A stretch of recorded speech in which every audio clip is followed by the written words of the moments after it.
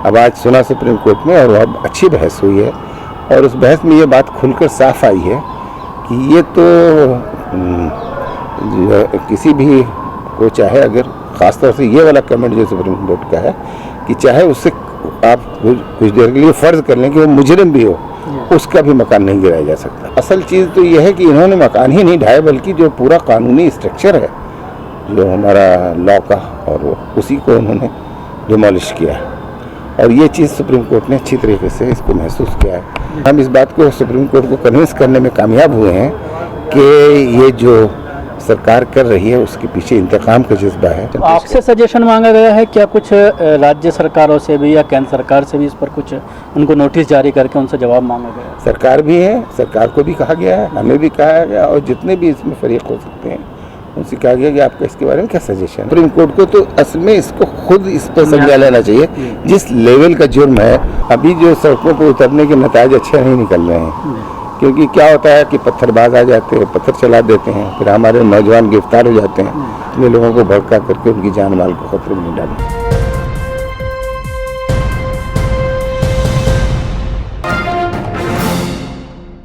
BJP शासित राज्यों में जिस तरह से मुसलमानों के खिलाफ धड़ल्ले से बुलडोजर का इस्तेमाल लगातार किया जा रहा है, जिसको लेकर पूरे देश में मुसलमानों में ज़बरदस्त बेचैनी, खासतौर से अभी 10-15 दिन के अंदर जो वाक़यात हुए हैं उनको लेकर ज़बरदस्त बेचैनी थी। लेकिन आज इस मामले को लेकर कुछ ऐसा लगता है कि सुप्रीम कोर्ट से कुछ राहत मुसलमानों को मिलने वाली है।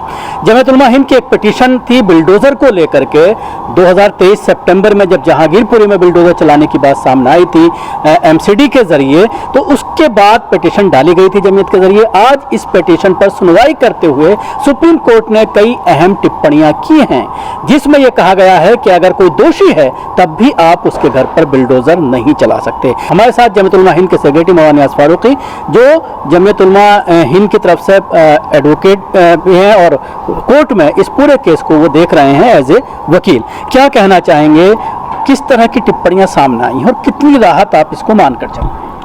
देखिए, इसमें हमने जो हमारा जो अभी तक एक्शन था, तो हमने सिलेक्टेड केसेस में तो स्टार्ट किया। हमने सबसे पहले जहांगीरपुरी में, वहाँ पे हमने 500 मकानों के डिमोलिशन के अगेंस्ट स्टे ऑर्डर लिया, जिसकी वजह से उनका डिमोलिशन रुक गया। फिर उसके बाद जो है 50,000 मकानों का हल्द्वानी के अंदर वो हुआ, लेकिन उस पर भी हमने स्टे ले लिया। लेकिन उसके बाद जो है ये पूरे देश में फैलता रहा और ये हमने ये महसूस किया कि ये एक जगह पे, किसी जगह पे स्टे लेने से काम नहीं बनने वाला।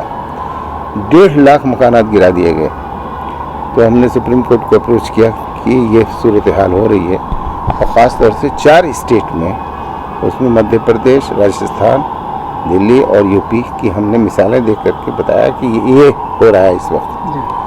तो इस तो हमारे जो केसेस थे उस पर तारीख पर तारीख पड़ती जा रही थी। अब ये हुआ कि इसको जल्दी से जल्दी इसके बारे में सुप्रीम कोर्ट को इसमें वो करे, कोई डायरेक्शन इशू करे। तो अल्हम्दुलिल्लाह कि उसने, सुप्रीम कोर्ट ने इस पर संज्ञान लिया और 2 तारीख हमको मिल गई। पहले कुछ और लोग गए थे सुप्रीम कोर्ट में, तो वो 17 तारीख तक टल रहा था, लेकिन सुप्रीम कोर्ट ने, हमारे जो वकील हैं दुष्यंत दवे साहब, काफ़ी एक्टिव हैं और उनका बहुत बड़ा रोल है, उनकी शुक्रगुजार हैं। उन्होंने जो है जिस तरीके से प्रेजेंट किया, सुप्रीम कोर्ट को इस बात पे आमादा किया सबसे पहले कि इसे 2 तारीख को सुन लें। अब आज सुना सुप्रीम कोर्ट में और अब अच्छी बहस हुई है और उस बहस में ये बात खुलकर साफ आई है कि ये तो किसी भी को चाहे, अगर ख़ासतौर से ये वाला कमेंट जो सुप्रीम कोर्ट का है कि चाहे उससे आप कुछ देर के लिए फ़र्ज़ कर लें कि वो मुजरिम भी हो, उसका भी मकान नहीं गिराया जा सकता। तो ये बहुत बड़ी बात है। तो असल चीज़ तो ये है कि इन्होंने मकान ही नहीं ढाए बल्कि जो पूरा कानूनी स्ट्रक्चर है जो हमारा लॉ का, और वो उसी को उन्होंने डिमोलिश किया है। और ये चीज़ सुप्रीम कोर्ट ने अच्छी तरीके से इसको महसूस किया है और हम इस बात को सुप्रीम कोर्ट को कन्विंस करने में कामयाब हुए हैं कि ये जो सरकार कर रही है उसके पीछे इंतकाम का जज्बा है। और उसके पीछे जो है, अगर उनको कंस्ट्रक्शन को इलीगल कंस्ट्रक्शन अगर उनका निशाना है, तो ये जिस तरीके से इक़दाम किए गए हैं वो हरगिज़ उससे नहीं हो सकते।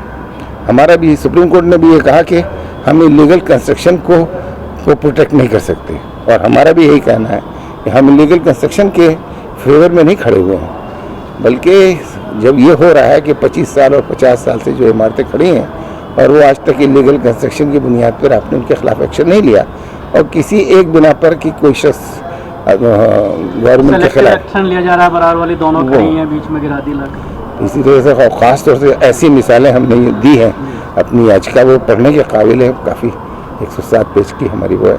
तो उसके अंदर आप देखेंगे तो हमने बताया है कि देखिए कि लखनऊ के अंदर क्या हुआ है। लखनऊ के अंदर 2 कॉलोनी आप छोड़ देते हैं, 2 कॉलोनी दोनों सबकी एक ही स्टेटस है, 4 मकान है उसमें, जैसे आपने बताया। तो ये जो मिसालें थी वो इसी तरीके से वो तालिब इल्म की मिसाल थी जो वहाँ पे जयपुर में, उदयपुर में जो हुआ। तो ये मिसालें जो थी वो सुप्रीम कोर्ट को कन्विंस किया हमने, और उसके नतीजे में उन्होंने कहा कि ठीक है, हम इस पे गाइडलाइन इशू करने के लिए तैयार हैं, लेकिन ये कि हम इसमें आपका सजेशन चाहते हैं। तो हम तो लड़ ही रहे हैं केस।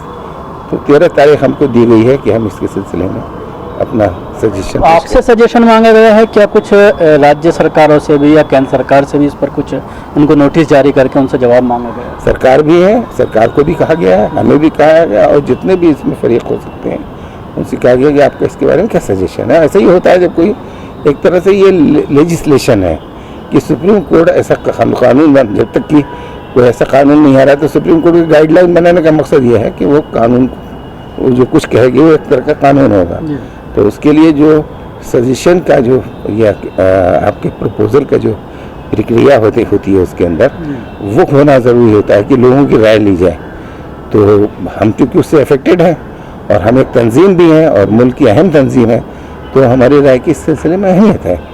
तो इसलिए सरकार ने कहा, और सरकार की भी राय की भी अहमियत है, उसको सामने रख करके फिर जो है, हालांकि सरकार जो एक साजिश चल रही है कि सुबह बुलडोज़र आता है, हाथ के हाथ बैक डेट में जो है नोटिस चिपकाई जाती है, उसको इलीगल घोषित कर दिया जाता है। जैसा आपने उदयपुर की मिसाल दी, किराएदार था लेकिन उसके बावजूद मकान गिरा दिया जाता है, आसपास के मकान इलीगल नहीं है, अचानक एक मकान इलीगल हो जाता है और उसको बहाना बनाया जाता है। ये सारी चीज़ें पिछले कई सालों से तमाम कोर्ट के संज्ञान में हैं।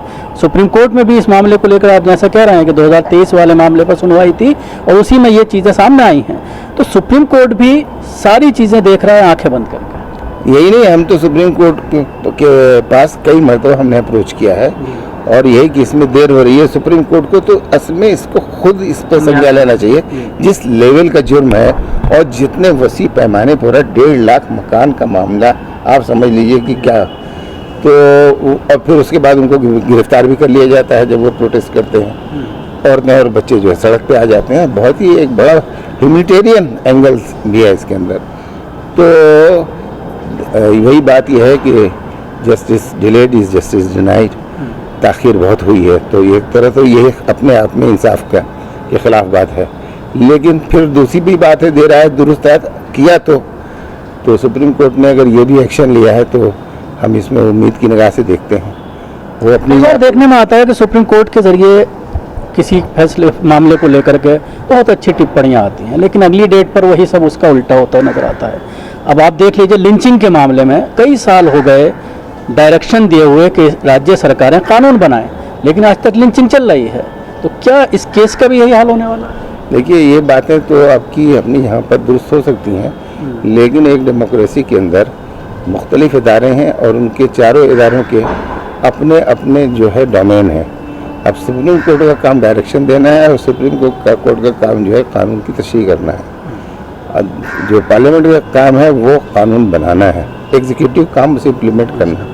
जाहिर काम तो पुलिस ने करना है, काम तो गवर्नमेंट ने करना है। तो सुप्रीम कोर्ट बोल करके क्या कर लेगी? अपने यहाँ पे ये क्रिटिसिज्म बिल्कुल बजा है, लेकिन काम तो काम जो तरीका है उसी तरीके से चलेगा। तो सुप्रीम कोर्ट को जो अपना रोल अदा करना है उसे उस रोल को अदा करना पड़ेगा। अब मैं जमीयत उलमा हूँ और जमीयत उलमा का ये फ़र्ज़ बनता था कि ये जो 1.5 लाख मकानात जिनके गिराए गए हैं उस जुल्म के ख़िलाफ़ हम खड़े हों। हमारा काम खड़ा होना है। अब अगर इसका नतीजा न निकले और ये प्रोसेस न रुके तो ये अपनी यहाँ पे बात दुरुस्त है, लेकिन इसका मतलब ये नहीं है कि जो हमारा जो फ़र्ज़ है हम उसे अदा नहीं करेंगे। तो सुप्रीम कोर्ट का जो फ़र्ज़ है अगर वो सुप्रीम कोर्ट अदा करती है तो मुश्किल ही शुक्रगुजार है। ये अलग बात है कि वो कितना इम्प्लीमेंट होता है और कितना उसका मिलेगा।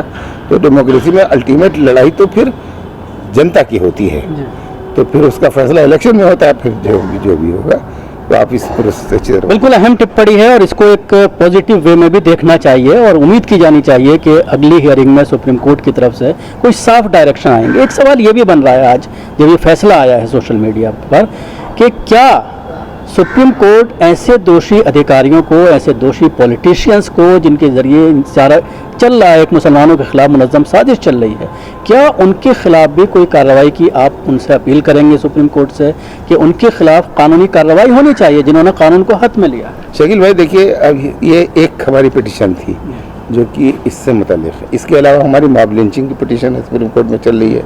उसके अलावा जो हेट्रेज स्पीच की है जो ये आसाम का चीफ मिनिस्टर कर रहा है, इसके खिलाफ हमारी पिटीशन पड़ी हुई है। तो मुख्तलिफ जगह पर अब हमारे ऊपर तो खुला हुआ आसमान है और हर तरफ से तीरों की बारिश हो रही है, तो हम हर जगह पे उसको करने की कोशिश कर रहे हैं जितना भी हम कर सकते हैं। तो मुख्तलिफ उसको उन्वान को लेकर के हम सुप्रीम कोर्ट में ऑलरेडी जितनी कोशिश, सुप्रीम कोर्ट में, हाई कोर्ट में 1000 मुकदमे लड़ रहे हैं। तो जहाँ जहाँ कोशिश हो सकती है वो करने की जा रही है। उम्मीद ही है और जो हमारा फ़र्ज़ है उसे हमने अदा करना है। नतीजा क्या निकलेगा अब ये तो अल्लाह ही के हाथ में है। एक आखिरी सवाल करूँगा, ख़ास तौर से जो नौजवान हैं सोशल मीडिया पर जो बहुत एक्टिव हैं, वो बार बार मुस्लिम तंजीमों को लेकर ये सवाल खड़ा कर रहे हैं कि सड़कों पर नहीं उतर रहे हैं, हालात बहुत ख़राब हैं, सड़कों पर उतरना पड़ेगा। तो क्या इस तरफ कुछ सोच रही है जमीयत? देखिए, अभी जो सड़कों पर उतरने के नतीजे अच्छे नहीं निकल रहे हैं, क्योंकि क्या होता है कि पत्थरबाज आ जाते हैं, पत्थर चला देते हैं, फिर हमारे नौजवान गिरफ्तार हो जाते हैं, फिर उनको रिहा कराने के लिए फिर हम मुकदमे लड़ते हैं। जमीयत उलमा के नज़दीक जो ये है ना कि एक मुसलमान की खून और उसकी जान जो है वो सब चीज़ों से ज़्यादा अहमियत रखती है। हम बेवजह अपने लोगों को भड़का करके, उंगली करके, हम उनकी जान और माल की हमारे नज़दीक उसकी कदर है, लेकिन ये है कि अल्टीमेटली अगर उसकी ज़रूरत पड़ती है तो करना ही चाहिए और किया जाएगा। लेकिन ऐसे हम कच्चा हाथ नहीं डालना चाहते और अपने लोगों को भड़का करके उनकी जान माल को खतरे में नहीं डालना चाहते। शुक्रिया नियाज़ फारूकी साहब हमसे बात करने के लिए। जिस तरह से फारूकी साहब पूरी जानकारी दे रहे थे कि जो केसेस चल रहे हैं सुप्रीम कोर्ट में जमीयत उलमा हिंद के ज़रिए, उसमें एक केस पर आज सुनवाई हुई जो डेमोलिशन को लेकर था और उसमें कहीं ना कहीं जो टिप्पणियाँ सामने आई हैं वो काफ़ी पॉजिटिव हैं। दिल्ली से कैमरा पर्सन फैजी के साथ न्यूज़ मैक्स के लिए शकील अहमद।